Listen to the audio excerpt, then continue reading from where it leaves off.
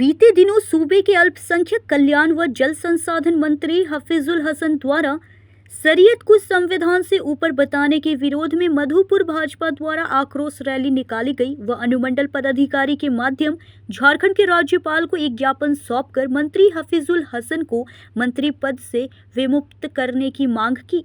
आक्रोश रैली में सारठ के पूर्व विधायक रणधीर सिंह, देवघर के पूर्व विधायक नारायण दास सहित दर्जनों भाजपा कार्यकर्ता व पदाधिकारी मौजूद थे।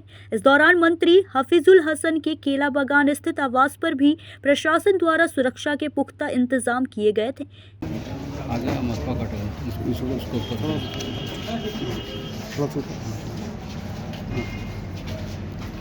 आज जो आक्रोश रैली निकाला गया, क्या उद्देश्य इसका? ये संविधान बचाओ आक्रोश रैली था और यहाँ मधुपुर के जो विधायक और आज के सूबे के जो मंत्री बन के बैठे हुए हैं, जल संसाधन मंत्री हफीजुल अंसारी जी, इन्होंने जो संविधान से बड़ा शरीयत को कहा और संविधान का शपथ लेके ये विधायक और मंत्री बने हैं और बाबा साहब अम्बेडकर जी के संविधान को जो इन्होंने अपमानित करने का काम किया, बाबा साहब को अपमानित करने का काम किया है, ये इसको लेके जोरदार प्रदर्शन करके धरना के साथ आज अभी एसडीओ कार्यालय में हम लोगों ने एसडीओ को ज्ञापन दिया है और हेमंत सरकार से हम लोग मांग किए हैं और महामहिम राज्यपाल से मांग किए हैं कि अविलंब इस मंत्री को बर्खास्त करें। अगर मंत्री को बर्खास्त नहीं करेंगे तो आने वाले समय में जनता इस मंत्री को सबक सिखाएगी। और कांग्रेस और जेएमएम, क्योंकि जेएमएम कांग्रेस के गठबंधन में है और कांग्रेस पार्टी ने देश में सैकड़ों बार संविधान को बदलने का काम किया है।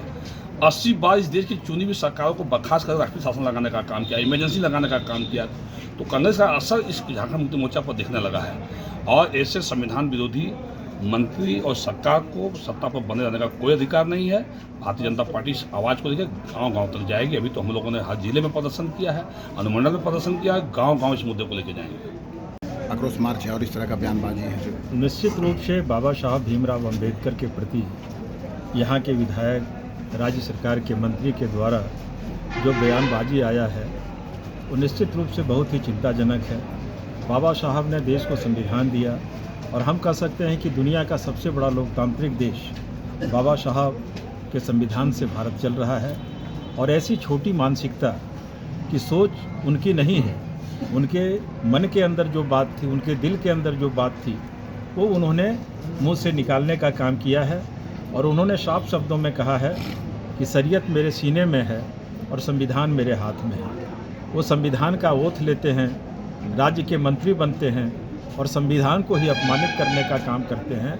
और मैं बार बार कहता हूँ, इससे बड़ा एक शब्द उन्होंने कहा कि मुस्लिम वर्ग अभी कब्र में नहीं है बल्कि सब्र कर रहा है और वो सड़कों पर आएंगे और घटनाएं करेंगे। तो एक प्रकार का गृह युद्ध देश में हो, उनकी चेतावनी उन्होंने देने का काम किया है। और हम कह सकते हैं और यही घटना से पहलगाम में घटना घटी है। और मैं हमेशा बोलता हूँ कि वो दिन दूर नहीं जब हम एक नहीं होंगे। तो जिस प्रकार बंगाल से निकाला गया हिंदुओं को, जिस प्रकार पाकिस्तान से निकाला गया, मुर्शिदाबाद से निकाला गया, कल केरला से निकाला जाएगा, हैदराबाद से निकाला जाएगा, बिहार से निकाला जाएगा, झारखंड से निकाला जाएगा।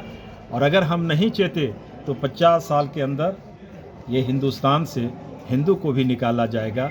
और मैं दलित भाइयों से ये आह्वान करना चाहता हूँ कि कांग्रेस ने बाबा साहब अम्बेडकर को हमेशा अपमानित करने का काम किया है और उनके सहयोग से ही झारखंड मुक्ति मोर्चा की सरकार यहाँ बनी है।